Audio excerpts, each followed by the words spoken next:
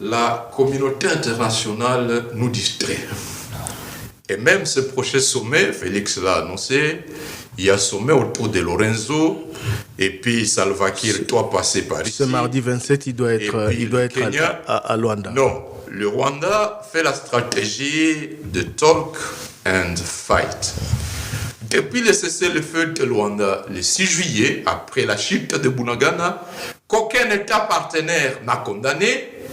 Le Rwanda et l'Ouganda se sont mobilisés pour intervenir 3 mois après et venir prendre la route Goma-Rutshuru. Personne n'a condamné.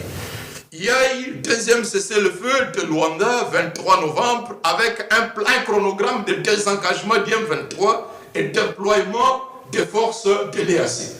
Pendant ce temps-là, l'ennemi se réorganise, exploite, profite de ce cessez-le-feu et 2 mois après, 26 janvier, l'ennemi coupe l'axe Goma-Sake-Kichanga et l'axe Sake-Mushake-Masisi.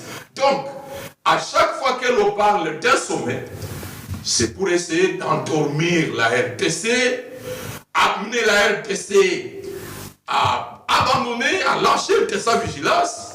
Et j'ai suivi le président de la République dire apparemment la promesse de la réaction à la moindre escarmouche n'est plus démise. Désormais, on privilégie, on donne la chance à toutes ces initiatives.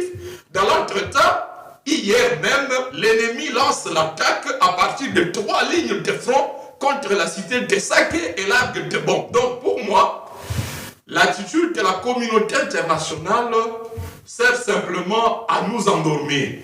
Lorsque l'on compare les réactions de l'Union européenne, des États-Unis, autour en faveur de l'Ukraine contre la Russie, on compare l'attitude de ces mêmes blocs d'États autour d'Israël, dans la crise Israël-Palestine. Et on compare leur attitude vis-à-vis du Rwanda et de l'Ouganda. Vous comprenez que notre pays ne peut compter que sur la résistance de sa propre armée, de sa propre population. Que doit faire notre diplomatie concrètement? Notre diplomatie a beaucoup de failles. Et c'est le moment de les dénoncer. Beaucoup de failles, que ce soit au sommet de Luanda, même de Nairobi. Lorsque vous lisez les contenus des différentes feuilles de route qui ont été signées, vous vous rendez compte que c'est la thèse du Rwanda qui est vite attendue et retenue sur l'agenda de ces différents sommets. Parce que notre diplomatie, de mon point de vue, ne dépêche pas des personnes ayant la maîtrise des dossiers. Le narratif est en train de changer. Contrairement à l'année dernière, lorsqu'il est venu ici, le président Macron, on a entendu son pays, la France, condamner clairement le Rwanda et lui demander de retirer ses troupes de la RDC. On a entendu les États-Unis le dire ouvertement également. Ce n'est pas... C'est pour essayer de caresser, dans le sens du poil, la RDC. Le seul langage que le Rwanda comprend, c'est le langage des sanctions économiques. Il y a eu sanctions financières, sanctions économiques contre le Rwanda en 2013 et le Rwanda a retiré sa main.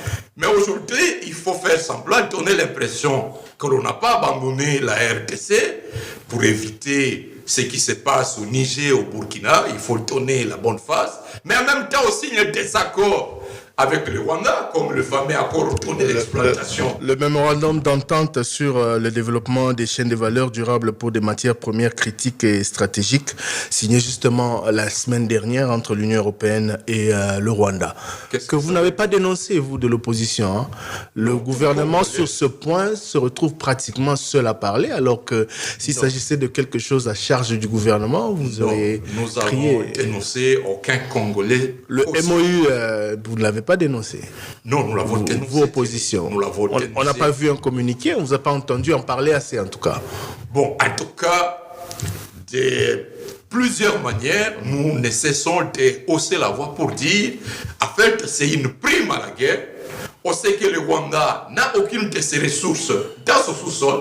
On sait que le Rwanda tire ses ressources par groupes armés interposés dans la partie est de la RDC. On donne donc une prime à la guerre pour l'encourager à d'entretenir la guerre au fait d'obtenir ces ressources.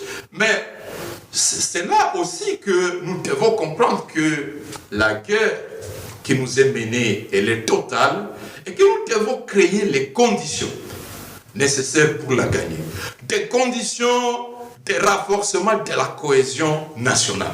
Et cette cohésion a été détruite l'année passée, notamment par des discours de campagne. Qu'est-ce qui doit être fait concrètement aujourd'hui? Vous êtes secrétaire général adjoint de l'ESID, renforcement de cohésion nationale.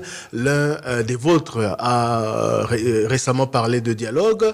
Dans le camp de Moïse Katumbi, on parle aussi de plus en plus de dialogue. Est-ce que votre leader, Martin Fayulu, est prêt, au nom de cette cohésion nationale qu'il faut renforcer, à rencontrer le président de la République pour en discuter? Martin Fayulu, c'est l'un des Congolais qui ont toujours été à la première ligne du combat contre la balkanisation et qui plaide pour la construction de la cohésion nationale. Il y a eu plusieurs facteurs de frustration depuis 2019 jusqu'à ce jour. Les discours de calomnie qui ont été tenus dans la campagne de 2019 contre plusieurs acteurs. Est-ce que l'on peut se rencontrer et dire comment nous lavons les linges sales?